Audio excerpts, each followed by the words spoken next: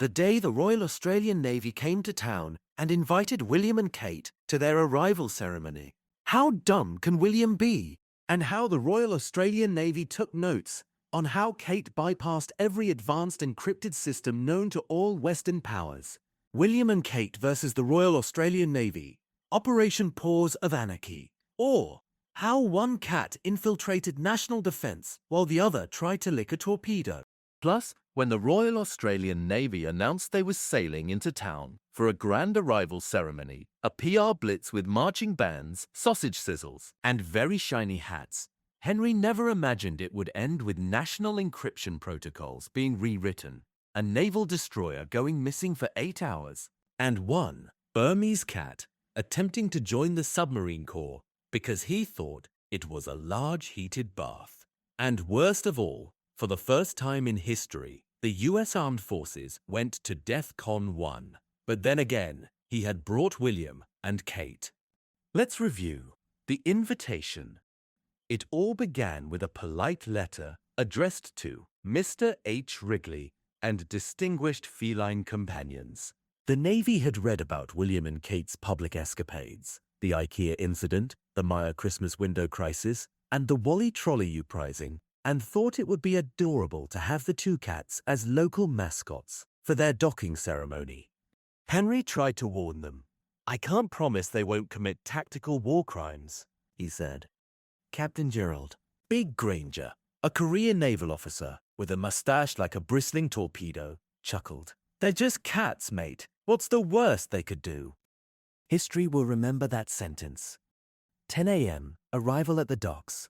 The warship HMAS Endeavour glided into harbour, sailors in ceremonial whites standing at attention. Local schoolchildren waved flags. Henry pushed the double-cap pram into the VIP area. William wore a small navy cap, promptly backwards, and chewed. Cate wore a black harness, with mission destabilize. The Navy band struck up Advance Australia Fair. William sprinted at the brass section.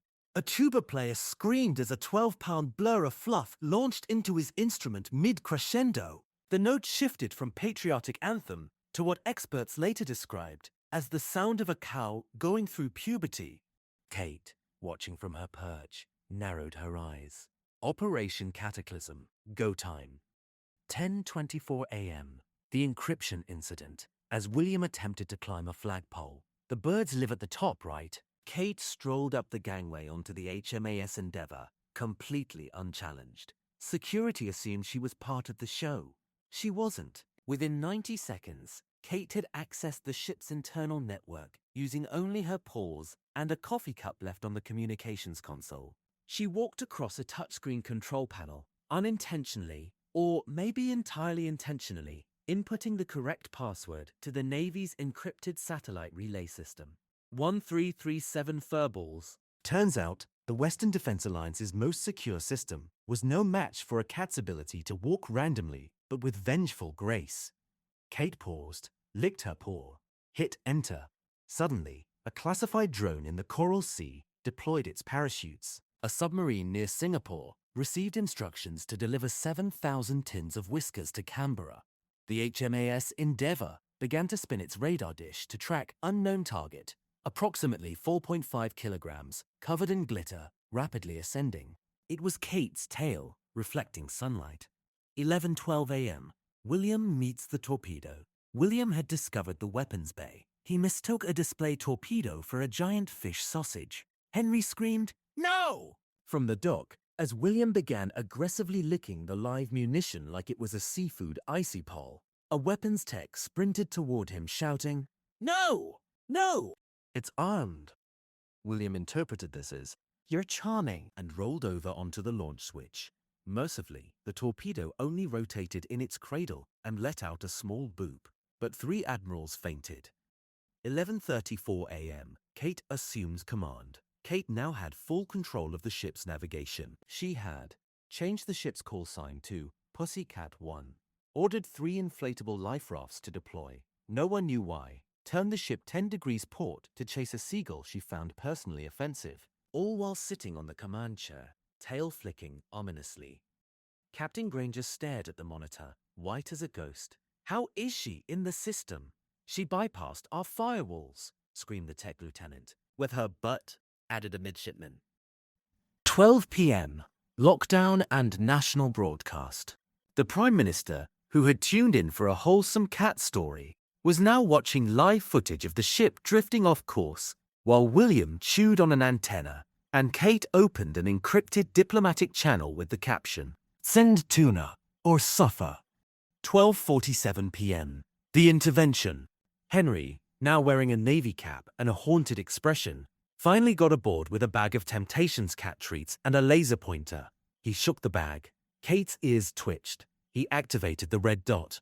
Cate chased the laser down the bridge, leapt onto the weapons console again, and accidentally rebooted the entire ship's control system.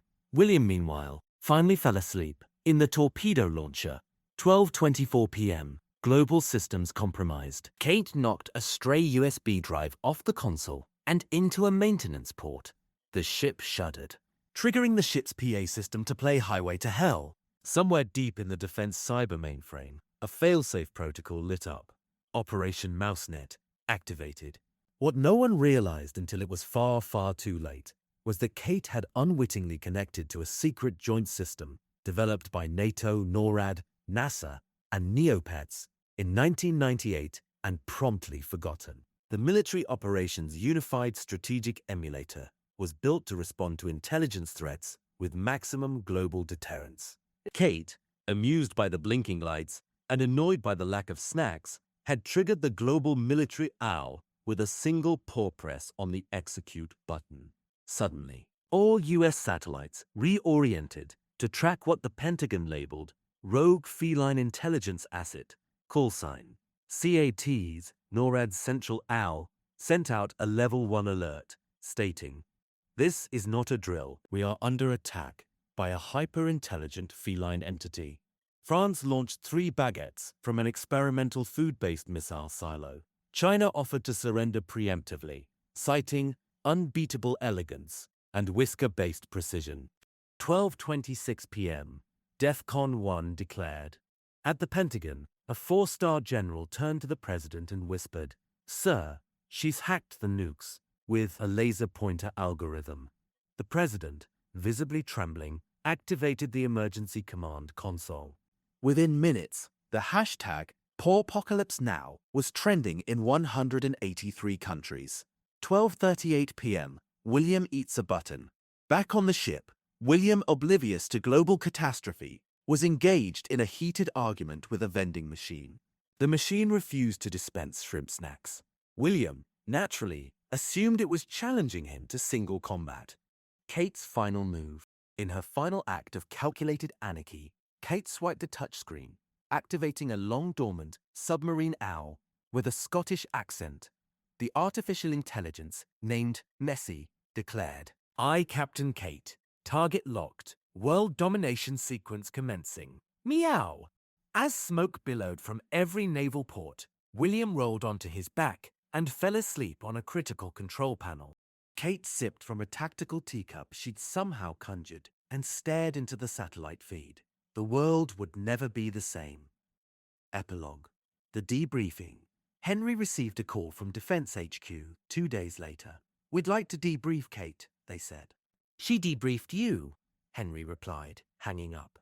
He looked at his 2 cats. William was eating a crayon. Cate was watching Henry's phone as it loaded a military satellite image of Parliament House. She flicked her tail and smiled. Mission not even started yet. William and Cate will be back very soon with another hilarious story. Please like, subscribe, or follow. William and Cate will be sharing their stories on a variety of social media platforms, so keep a lookout for them.